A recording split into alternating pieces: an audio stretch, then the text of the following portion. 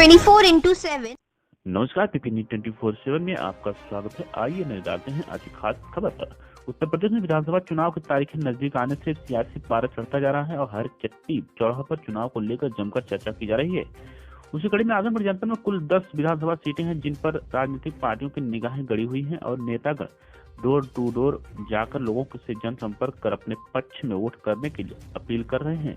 वहीं आम आदमी पार्टी गोपालपुर के प्रत्याशी इंजीनियर सुनील यादव ने गोपालपुर विधानसभा क्षेत्र के कई गांव में जनसंपर्क किया।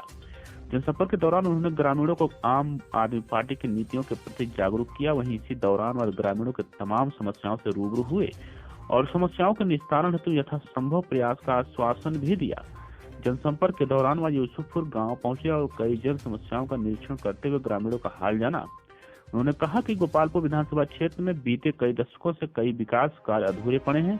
तमाम पार्टियों की सरकारें आई गई और क्षेत्र से तमाम विधायक चुने गए, परंतु अभी तमाम समस्याएं जस की तस पड़ी हुई हैं। अगर जनमानस ने इस बार हमें अपना आशीर्वाद प्रदान किया तो गोपालपुर का विकास ही मेरा प्रथम लक्ष्य होगा और जन समस्याओं को दूर करने को लेकर मेरी प्राथमिकता सर्वोपरि रहेगी। आइए देखिए योगेंद्र प्रजापति की खास रिपोर्ट।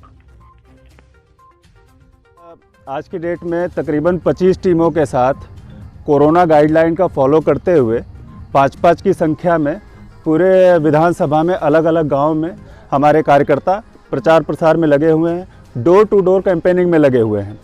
और मैं अपनी एक टीम के साथ लीड करता हुआ 84 ग्राम सभा आज हमने विजिट किया है डोर टू डोर कैंपेनिंग के लिए। अच्छा, 84 ग्राम सभा में आपने क्या ऐसी समस्याएं देखी कि जो आपको लगता है कि आपकी सरकार बनते ही आप उसमें सबसे पहले समस्या का निवारण करने का काम करेंगे? देखिए, समस्याओं का तो भरमार है, चाहे वो मेरी विधानसभा हो, गोपालपुर विधानसभा हो या 84 ग्राम सभा हो। आप सभी मीडिया बंधुओं को याद होगा कि 1 महीना पहले लगभग हमने आप सभी लोगों को आमंत्रित किया था। 4 घर हैं हमारे 84 में जहां पर पोल नहीं है, इलेक्ट्रिसिटी कनेक्शन नहीं है। उन 4 घरों में से 2 घरों में मीटर लगा दिया गया था और उसमें से 1 मीटर में 15,000 का बिल भी आ गया था। ये इतनी बड़ी समस्या है जो कि पूरे विधानसभा में लगभग हर गांव इस समस्या से पीड़ित है। इस समस्या के लिए आपने आवाज उठाई थी? जी, हमने आवाज उठाई थी। जेई रोहित कुमार आए थे हमारे यहाँ, मौके पर उन्होंने विजिट किया था और उन्होंने कमिट किया था, he has committed by himself that he will resolve this particular issue within 2 days. It was recorded on camera. After that, after a couple of days, one senior officer has also visited that particular location. उन्होंने कहा कि 1 हफ्ते के अंदर यहाँ पे पोल भी लग जाएगा और इनका कनेक्शन का जो बिजली का बिल 15,000 आ गया है विदाउट कनेक्शन उसको माफ कर दिया जाएगा। बट मैं आप सभी मीडिया बंधुओं को बताते समय बड़ा खेद हो रहा है, बड़ा दुख हो रहा है कि ये जो सरकारी लोग हैं ना, इन्होंने अपनी कुर्सी का नाजायज फायदा उठाना छोड़ा नहीं है। इनको समझ में नहीं आता है कि एक घर जहां पर एक टाइम खाना खाने के लिए भी मार्केट से कुछ खरीद के लाने के लिए समस्या होती है और आप उस घर में 15,000 रुपए का बिजली का बिल भेज देते हो। शर्म नहीं आती आप लोगों को? 15,000 रुपए का बिजली का बिल आप उस समय भेजते हो जब उस मीटर में कोई कनेक्शन तक नहीं है पिछले 1 सालों में। आपने लगभग गोपालपुर के कई गांवों का दौरा किया, कैसा फीडबैक रहा यहाँ का? देखिए, जहाँ तक मैं जानता हूँ मेरी अपनी छवि के अतिरिक्त हमारी पार्टी की बहुत बढ़िया छवि है। हम लोगों ने काम करके वोट मांगा हुआ है। हम लोग झूठा वादा करके वोट नहीं मांगते कभी। हम अपना रिपोर्ट कार्ड दिखाते हैं। हम कोशिश करते हैं कि घर घर जनसंपर्क करें।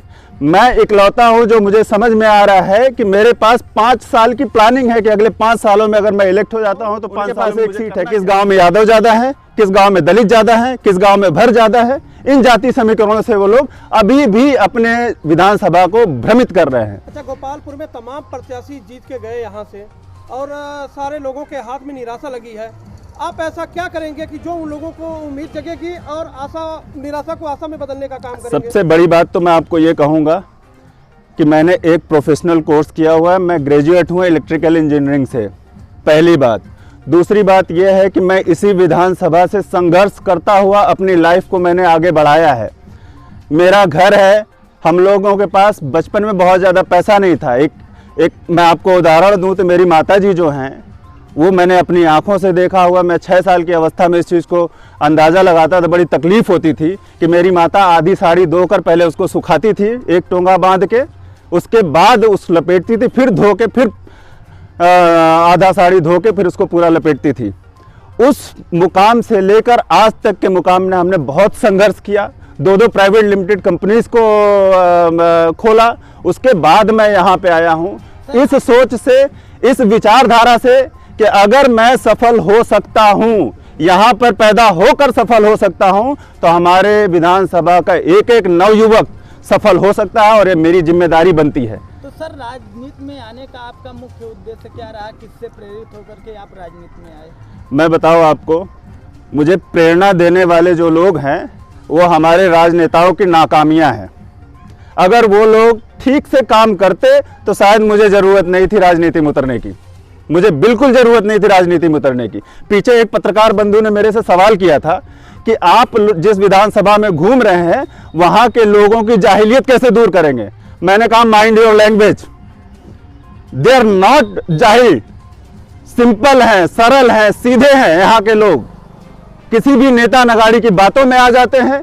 जाति धर्म इन सब चीज़ों पे बहुत ही जल्दी भरोसा कर लेते हैं हमारे लोग। कोई भी आके बोलेगा भैया हम ही कहते त्योहार कमो, हमें वोट दे दिया।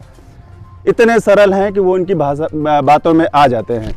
सुनील जी, पिछले 5 विधानसभा चुनाव में यहाँ सपा और बसपा का कब्जा रहा है और उसके बाद वर्तमान में भाजपा सरकार है। यहाँ की तीनों मुख्य राजनीतिक पार्टियाँ लगभग सत्ता यहाँ पर हासिल कर चुकी है। तो आप यहाँ पे विधानसभा में घूमे हैं तो क्या क्या कमियां नजर आई?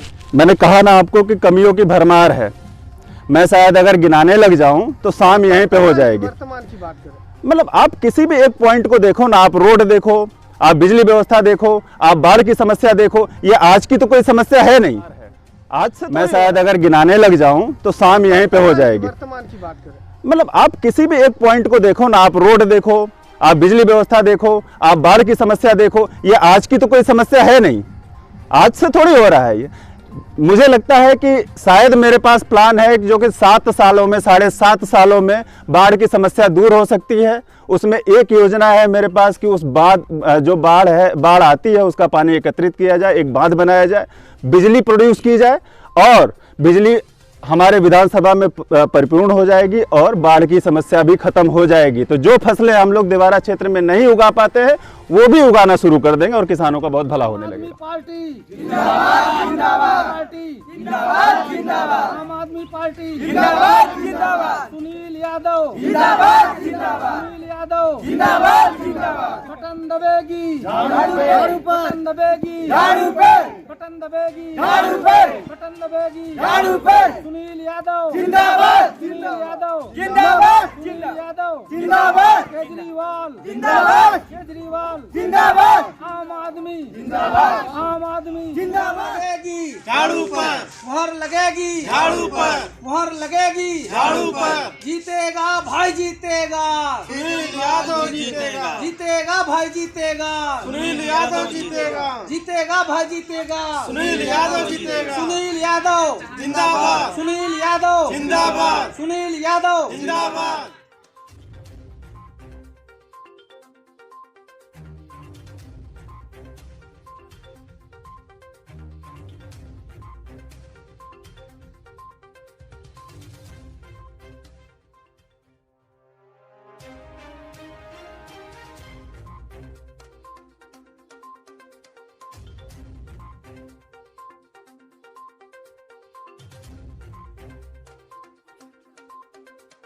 राजनीतिक सामाजिक सरोकार से भरपूर देश प्रदेश की हर छोटी बड़ी खबरों से करेंगे आपको रूबरू।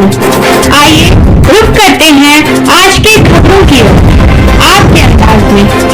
ताज़ा अपडेट के लिए चैनल को सब्सक्राइब, शेयर करें और बेल आइकन दबाना